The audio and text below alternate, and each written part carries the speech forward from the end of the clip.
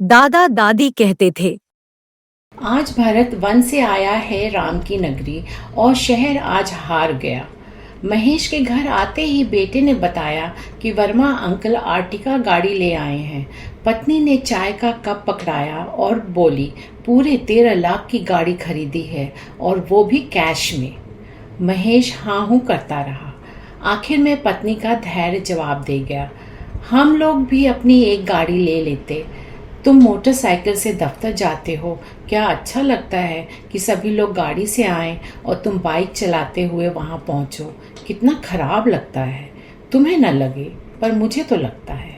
महेश धीरे से बोला, देखो, घर की किश्त और बाल बच्चों के पढ़ाई लिखाई के बाद इतना नहीं बचता कि गाड़ी लें, फिर आगे भी बहुत खर्चे हैं। पत्नी तमतमाई, बाकी लोग भी तो कमाते हैं, सभी अपना शौक पूरा करते हैं। तुमसे कम तनख्वाह पाने वाले लोग भी स्कॉर्पियो से चलते हैं।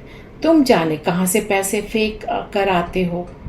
अरे भाई, सारा पैसा तो तुम्हारे हाथ में ही दे देता हूँ, अब तुम जानो कहाँ खर्च होता है। महेश ने कहा, मैं कुछ नहीं जानती, तुम गांव की जमीन बेच दो।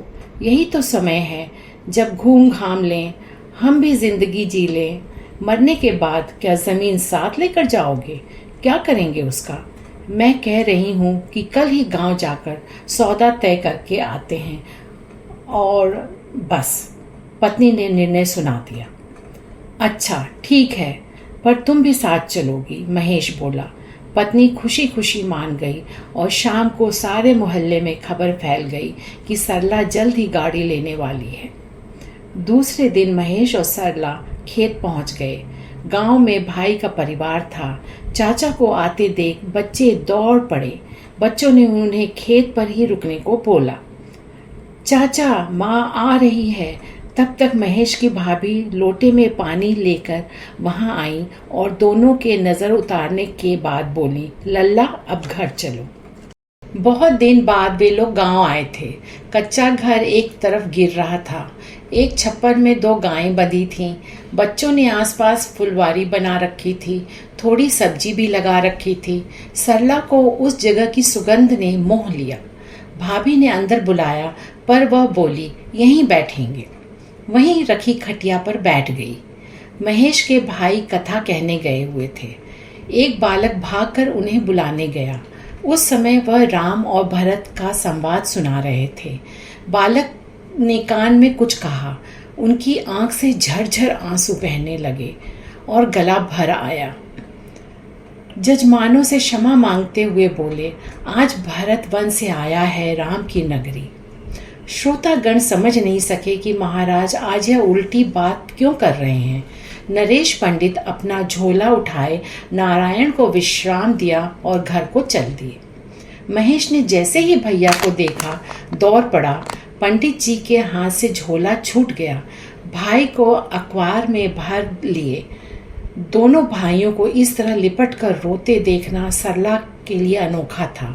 उसकी भी आंखें नम हो गईं। भाव के बादल किसी भी सूखी धरती को हरा भरा कर देते हैं। वह उठी और जेठ के पैर छुए। पंडित जी के मांगल्य और वात्सल्य शब्दों को सुनकर वह अंतस तक भरती गई। 2 बेडरूम वाले मकान में रहने की अभ्यस्त आंखें सामने की हरियाली और निर्दोष हवा से सिर हिलाती नीम, आम और पीपल को देखकर सम्मोहित सी हो रही थी। लेकिन कार आर्टिका का चित्र बार बार उस सम्मोहन को तोड़ रहा था।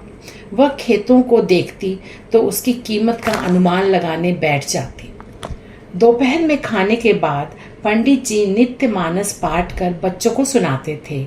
आज घर के सदस्यों में 2 और सदस्य बढ़ गए थे। अयोध्या कांड चल रहा था। मंथरा कैकेयी को समझा रही थी भरत को राज कैसे मिल सकता है। पाठ के दौरान सरला असहज होती जाती, जैसे किसी ने उसकी चोड़ी पकड़ ली हो। पाठ खत्म हुआ। पोथी रखकर पंडित जी गांव देहात की रोजमर्रा की बातें सुनाने लगे। सरला को इसमें बड़ा रस आने लगा। उसने पूछा कि क्या सभी खेतों में फसल उगाई जाती है? पंडित जी ने सिर हिलाते हुए कहा, कि एक हिस्सा पड़ती पड़ा है। सरला को लगा बात बन गई। उसने कहा, क्यों न उसे बेचकर हम कच्चे घर को पक्का कर लें।